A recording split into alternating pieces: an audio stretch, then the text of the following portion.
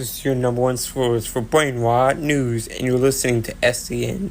I'm your host, the King of Shadow Metropolis, and your flamethrower of facts. And today, we go to war, but not physical war, but policy war, because Trump's so-called big beautiful bill, yeah, it's beautiful if you hate disabled people. Let's talk. Look, I've supported Trump before in the past. I voted for him in 2020, but I didn't even vote in 2024 because I thought maybe, just maybe, his comeback would mean something. That it would be something. But now I see it clearer than ever. I see why I chose not to vote in 2024. This man ain't back to help people like I thought. I was wrong. And I know some people might call me out saying, try to tell you about Trump, man. Yeah, like, he's back to gut the systems that keep people with disabilities alive. And this big, beautiful bill is a slap in the face to every family that's ever leaned on Medicaid. So here's what this bill does. It cuts to Medicaid over time, raises age eligibility, strips expansion states of protections, and leaves millions vulnerable. So if you're disabled, poor, mentally ill, or just unlucky, congrats. Trump just said, get a job or get wrecked. He's ignoring the people that can't even work. Not everyone is lazy.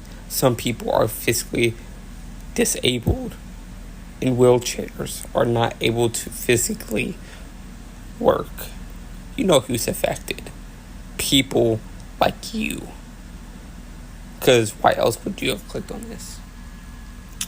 But if you click on this and this doesn't affect you, then maybe you just like to hear my opinion on things.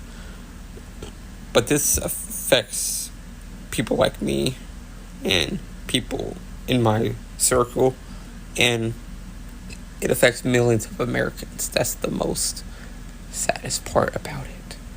You want to know what's sick? This ain't even just to fix the economy. It's just ego legislation. He's a multi-billionaire, and he wants to just kick people in the balls. Like, the Democrats, like, sure, they may not always be right, but for once, they may actually have a point. And that's crazy to say that, because I did not even think that I would say something like that.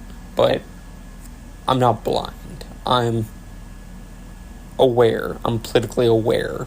So when I back something and when I'm against something, it means that I stand for something, not just to be Republican or Democrat.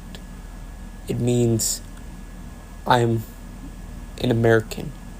It's not about Republican or Democrat to me.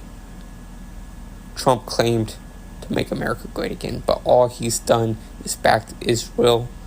He claimed to be anti-war, but just the fact he chose to bomb Iran means he's a bold-faced liar, even if he didn't start World War III. And I can't believe I'm saying this as well, but come 2026, I hope they impeach him, because he spat on the faith of Christians by making a God Bless the USA Bible. So he's already done enough to just say he doesn't truly back the American people. Now, would I give J.D. Vance a chance? Of course, because everyone deserves the chance to prove themselves. Now, if J.D. Vance was nothing better than Trump, then yeah, he can get out too. But everyone deserves a chance. And Trump has had his chance. So, it's over. Trump, like, you should get impeached. So yeah, if you're listening to this and you feel as passionate about this as me, call your representatives. And if you don't like to call, if you're like worried about calling, then write letters, get loud, because this ain't red or blue anymore. This affects millions of Americans, and it might affect your family too. Thanks for listening. And if you want us to talk about something on this podcast, you can DM us on almost every social media at PrapYoung. Make sure to give us sources to your story, though, and we'll give you credit. Thanks for listening.